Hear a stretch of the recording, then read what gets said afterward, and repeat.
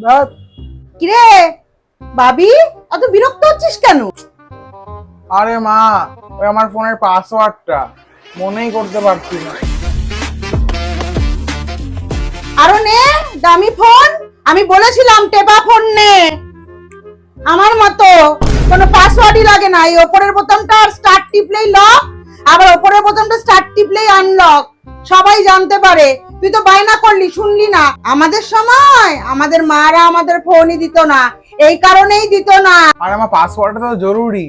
এই যে যেমন তোমার ফোনটা যে কেউ খুলে নেবে, তারপরে প্রাইভেট ইনফরমেশন দেখে নেবে। দেখুক ফোনে কি এমন থাকে যে দেখলে মহাভারত অশুদ্ধ হয়ে যাবে।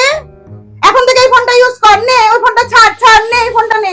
আর আমার যাও তো, আমি পারবো, আমার ঠিক মনে পড়ে যাবে। তুমি এখন যাও। ও মা, মা। এই কাজের সময় তো মামা করবি না তো, এখন চুপটাবো। কি হয়েছে তোর? আরে মা দেখো না, কবে থেকে বলছি একটা পেন্সিল এনে দাও। এটা কি মা, এটা কি? এটা দিয়ে লেখা যাচ্ছে বলো তুমি? না লেখার কি আছে, যথেষ্ট বড় আছে। দাঁড়া, আমি একটা ব্যবস্থা করি। এই তো পেন, পেনের ঢাকনাটা এর মধ্যে ভরে নে। দেখ কত বড় হয়ে গেল, এবার লেখ। আরে মা, এটা কি মা? ধুর, পেন্সিল তো 5 টাকাই দাম হয়। 5 টাকার মূল্যটা বুঝতে শেখ আগে। আমরা যখন ছোট ছিলাম ওইভাবেই পেন্সিল কলমের ঢাকনার মধ্যে ভরে লিখতাম, তাই জন্য আমরা 5 টাকার মূল্য বুঝতে শিখেছি। মা, এই খাতাটা ম্যাম বলেছে কভার করে নিয়ে যেতে। ব্রাউন পেপার কি আছে বাড়িতে? ও মলাট করবি? একটুখানি দাঁড়া, এক্ষুনি আনছি। এনে এই খবরের কাগজটা দিয়ে মলাট করে নে।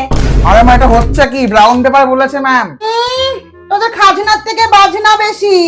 পড়াশোনা তো করবি না, খাতা সাজাবি, কি লাভ?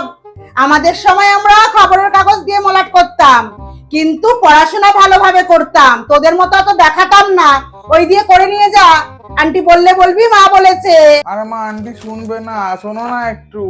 তোমারই বলো তো, মা যে এতক্ষণ ধরে বলছে যে মা যখন ছোট ছিল তখন মা এই করতো সেই করতো, এখন কি সেরম যুগ আছে? আর তোমাদের মারাও কি এরমই বলে?